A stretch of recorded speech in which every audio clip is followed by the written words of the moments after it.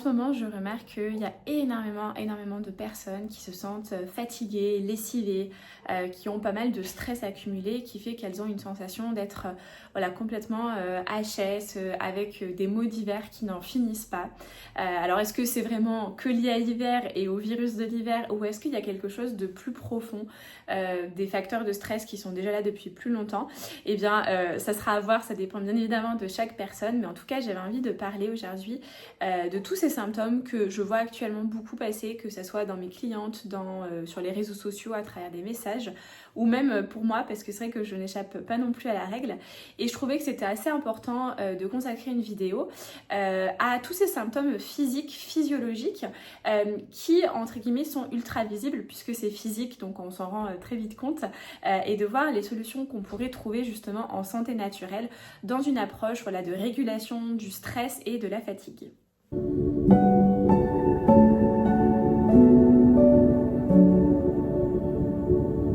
Si tu me découvres dans cette vidéo, je m'appelle Marina, je suis conseillère en fleurs de bac et en phytoaromathérapie. Donc pour le dire plus simplement, j'utilise les plantes médicinales pour t'aider dans la régulation de tout ton système nerveux, du stress, de l'anxiété, des émotions. Et donc justement aujourd'hui on va parler de ça, mais à travers le prisme vraiment physiologiquement, quels symptômes j'ai et quelles solutions je vais pouvoir trouver. Parce que c'est vrai qu'en fait le stress est avant tout une réaction physiologique, c'est quelque chose de corporel, c'est quelque chose qu'on va sentir dans son corps, et donc ça va être important d'en parler parce qu'en fait entre guillemets quand on ressent des choses physiquement, c'est le plus facile des symptômes. Entre guillemets quand c'est très émotionnel ou quand c'est très psychique dans les pensées, eh bien on va pouvoir vite le mettre sous le tapis, je le vois souvent faire, donc du coup c'est vrai que c'est quelque chose qu'on peut décaler, qu'on peut se dire ah non mais j'attendrai un peu plus tard, ça ira mieux plus tard, etc. Alors que quand c'est physique et que le stress, la fatigue et une espèce d'accumulation de surcharge en fait de la vie quotidienne se ressent dans le corps, c'est beaucoup plus compliqué à faire comme si ça n'existait pas. Et donc en fait c'est pour ça qu'on va en parler, parce qu'en fait mine de rien ça va être important de retrouver un confort de vie en général, et du coup de s'attacher aussi à ce qui se passe concrètement parlant dans le corps. Et comme je vous disais en introduction, en ce moment je me rends compte qu'il y a quand même beaucoup de personnes qui ont les corps, tout simplement le corps physique qui est fatigué, qui ont pas mal de troubles associés à du stress, à quelque chose qui au niveau de la vie quotidienne vient comme ça vous embêter. Et donc je me suis dit il faut qu'on en parle.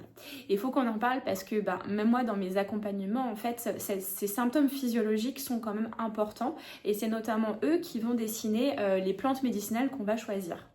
Par exemple, dans un programme d'accompagnement que j'ai qui s'appelle le Club Retour au Calme, qui est un programme d'aide à la gestion du stress, ou plutôt à la régulation du stress, en fait, je donne systématiquement un journal de bord du stress. Et dans ce journal, en fait, pendant 15 jours, vous complétez à chaque fois les symptômes que vous avez eus, que ce soit au niveau physique, physiologique ou plutôt psycho-émotionnel. Et au bout de 15 jours, on se voit et ce sont ces symptômes-là en fait qui vont permettre d'orienter telle ou telle plante. Donc déjà, je vous invite à faire ça, vous pouvez déjà le faire par vous-même. En fait, ça peut être par exemple pendant 15 jours déjà, ok, je me sens fatiguée, je me sens lessivée, je me sens stressée, je me sens, à l'intérieur de moi, il y a des choses un peu pas très confortables qui se passent. En fait, c'est quoi les symptômes concrètement parlant en fait, et pendant 15 jours faire ça. Et au bout de 15 jours, vous allez déjà avoir une prise de recul naturelle qui va se faire et vous allez vous dire, ok, je vois que par exemple, mon stress, ça se manifeste vraiment dans la digestion, dans le ventre. Dès qu'il y a une petite perturbation qui se passe dans mon quotidien, je vais avoir le ventre noué. Et donc dans ce cas-là, on ira plutôt sur des plantes aussi un peu digestives. Ça c'est important aussi de le faire parce qu'en fait quand on repart de ce que c'est le stress, et je vous inviterai à revoir une première vidéo que je vous avais fait où j'expliquais globalement dans les grandes lignes ce qui se passe quand on est stressé. En fait, une réaction en chaîne de stress démarre justement par ce qu'on va appeler l'axe hypothalamus, hypophyse et les glandes surrénales. Donc en fait, le stress au départ, c'est on identifie un danger de l'extérieur, donc ça va à partir du cerveau. L'hypothalamus, l'hypophyse vont mener un travail ensemble d'alerte rouge, on va dire ça comme ça. Ça va alerter justement, ça va stimuler les glandes surrénales pour sécréter des hormones de stress. Et donc en fait, tout bêtement, avant même d'aller chercher à mille et une solutions, et bien en fait la question c'est qu'est-ce qu'on peut faire déjà pour réguler un petit peu cette réaction un petit peu entre le cerveau, les glandes surrénales et les hormones de stress. Et bien en phytothérapie, on a une gamme de plantes qui s'appelle les plantes adaptogènes et qui sont super efficaces pour faire ça, pour ramener en fait une forme de régulation du système nerveux et pour, on va dire, vous aider à vous adapter aux différents stress qui se présentent à vous tout au long de la journée. C'est pour ça qu'on les appelle les plantes adaptogènes. Donc en fait c'est ça, c'est cette idée d'arriver à avoir une meilleure résistance par rapport à ce qui se passe, d'arriver à mieux s'adapter et de mieux rééquilibrer ce qui se passe physiologiquement dans, on va dire, cet axe hypothalamus, hypophyse, glande surrénale. Donc en fait, ce qui est intéressant aussi, c'est qu'on a plusieurs types de plantes adaptogènes. Elles ont toutes pour intention de nous ramener à l'équilibre en fait. Mais ceci étant dit, ce qui est intéressant, c'est qu'il y a certaines plantes adaptogènes qui vont avoir un côté un petit peu plus stimulante quand on est vraiment déjà très fatigué, épuisé, alors qu'on en a d'autres qui vont plutôt avoir un côté apaisant, qui vont ramener un peu plus de tranquillité, qui vont un petit peu plus poser. Tout bêtement, on va se servir de ces propriétés-là pour faire le bon choix de plantes. Et donc, je vais vous donner un exemple très concret. Si vous êtes, allez, on va dire une femme, parce que c'est la plupart des personnes que je reçois. Si vous êtes une femme, que vous avez par exemple la quarantaine, que ça fait déjà 2-3 ans que vous êtes très stimulée par la vie familiale, la vie professionnelle, qu'il y a une forme là d'épuisement qui est arrivé. Il y a du stress certes, mais physiologiquement ce que vous ressentez, c'est vraiment une forme de fatigue, vous êtes HS, vous tombez toujours malade l'hiver, enfin vraiment il y a un côté de je me traîne, j'ai du mal à en voir le bout. Et bien dans ce cas-là, ça sera intéressant, évidemment, il faudra investiguer, hein, on ne fait pas de 1 + 1 = 2, il faut quand même aller creuser un petit peu plus loin. Mais en tout cas, pensez à par exemple une plante adaptogène stimulante, ça pourra être une bonne idée. Je vous donne un exemple, le ginseng asiatique, c'est je pense l'une, voire la plante la plus stimulante qui existe, qui est vraiment pour des états de fatigue profond. Enfin vraiment on se traîne, on a vraiment besoin d'un coup de fouet. Donc cette plante, si on vérifie qu'au niveau des contre-indications, voilà, du mode d'utilisation, on est OK, on est sécure avec votre profil, elle pourrait être intéressante pour vraiment participer à recréer des fondations solides à l'intérieur de nous. Par contre, le ginseng asiatique, par exemple, elle est tellement stimulante et reboostante que si vous avez déjà des problèmes de sommeil, il faudra faire quand même assez attention. Et que, au contraire, si vous êtes dans une phase du stress où il y a de la fatigue, mais vous savez, c'est une espèce de fatigue associée à une hyperexcitabilité en même temps, vous avez les nerfs, vous vous sentez nerveuse, et donc dans ce cas-là, le ginseng asiatique sera peut-être pas forcément la plus adaptée parce que justement vous avez déjà une forme d'hyperexcitabilité à l'intérieur.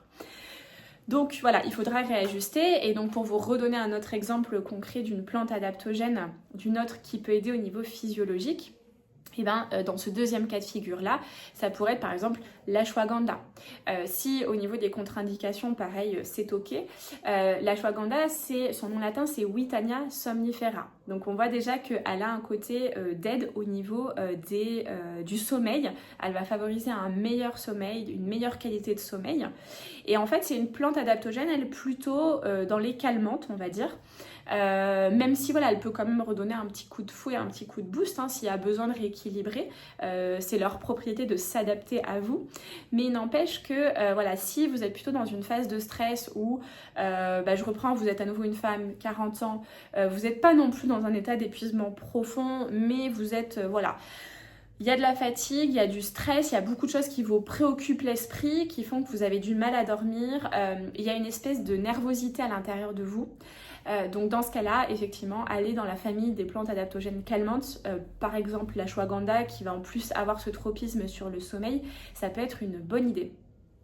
Donc vous voyez que déjà, on arrive avec des solutions et on ne fait pas des solutions au hasard, on peut vraiment aller chercher les plantes les plus adaptées pour vous au niveau physiologique, par exemple sur la fatigue.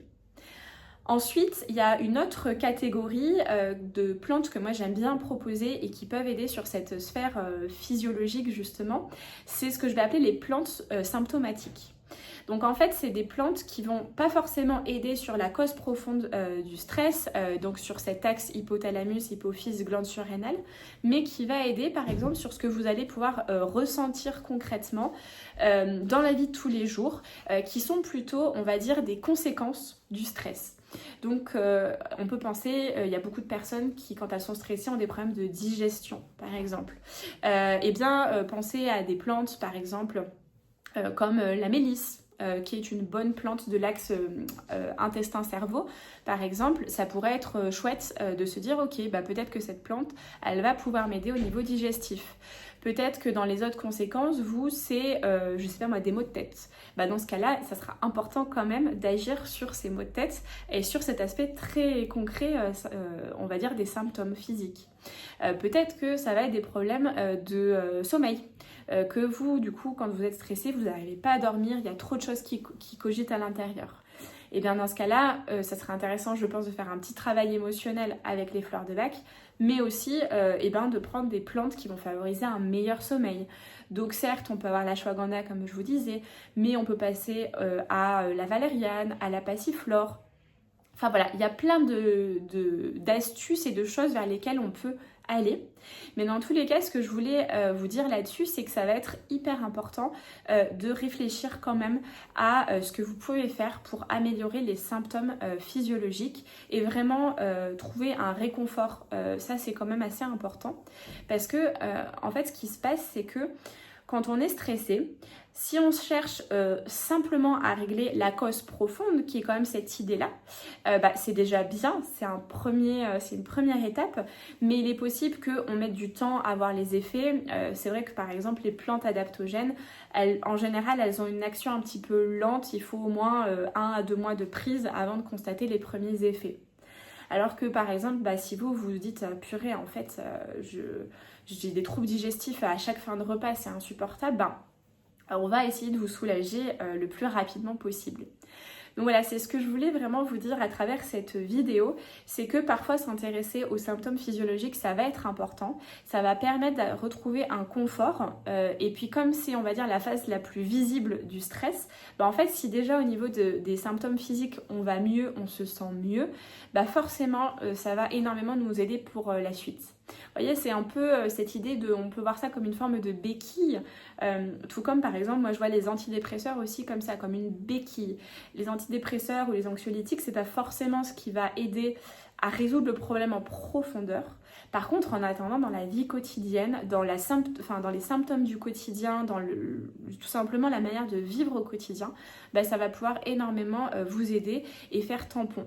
Et donc, si la vie quotidienne est un peu plus légère, un peu plus facile, forcément, ça va être beaucoup plus facile d'accéder aux causes un peu plus profondes. Et donc pour vous, si déjà vous vous sentez, je vous donne un exemple, mieux dans votre ventre, mieux dans votre fatigue, mieux dans la gestion du quotidien pour faire face aux différents stress, forcément après aller investiguer les causes plus profondes du stress, ce qui se passe vraiment pour vous en ce moment, ce qui fait que votre organisme là identifie des dangers partout, parce que c'est ça la réponse du stress en fait, c'est une réponse à un danger identifié ou des dangers. Donc si on arrive à retrouver un peu de clarté déjà juste dans la vie quotidienne, forcément ça sera plus facile d'aller encore plus loin et de pouvoir vraiment réguler durablement ce stress. Donc voilà, en conclusion sur cette vidéo, un petit peu sur, en ce moment on constate qu'il y a beaucoup de personnes fatiguées, beaucoup de personnes stressées, ou voilà, c'est compliqué de redémarrer l'année. Et bien en fait, donc il y a plein de stratégies possibles, mais l'une d'entre elles, ça peut être justement de commencer par cette base en fait, c'est physiologiquement, qu'est-ce que je ressens ? Qu'est-ce qui se passe concrètement dans ma vie, dans mon quotidien, dans mon corps, et comment est-ce que je peux utiliser la phyto justement pour pouvoir retrouver un confort de vie. Voilà, dans tous les cas, je terminerai cette petite vidéo par une parenthèse qui pour moi va de soi, mais c'est toujours mieux quand même de vous faire accompagner parce que n'empêche, il y a des plantes médicinales qui ont des contre-indications, on les prend pas non plus comme ça tout seul, donc c'est quand même mieux de vous faire accompagner si vous pouvez par des professionnels qui sont formés ça peut être bien effectivement, un thérapeute peut toujours aider au niveau du stress à tout simplement progressivement dézoomer, prendre de la hauteur et voir comment est-ce qu'on peut changer de regard vis-à-vis de tout ce qui vous arrive. Voilà, j'espère que cette vidéo vous aura plu. En tout cas, on se retrouvera très vite pour parler de nouvelles plantes adaptogènes et de nouveaux protocoles phyto pour vous aider sur cette gestion fatigue, stress et émotions un petit peu intenses.